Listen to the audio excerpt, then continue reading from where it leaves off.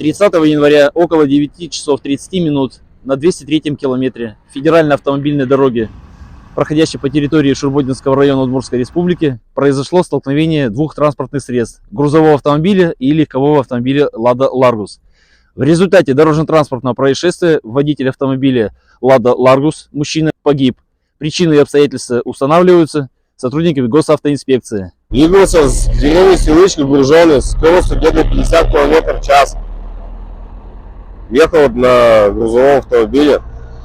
Вижу, навстречу едет Ларгус, но он едет, вот тут поворот как раз, и он не в поворот входил, а обошел вот так вот прямо и ударил мне в бочину. Я пытался что-то сделать, пытался в сторону уйти, он немного вывернул, но уже было поздно и прижал его вот к отбойнику.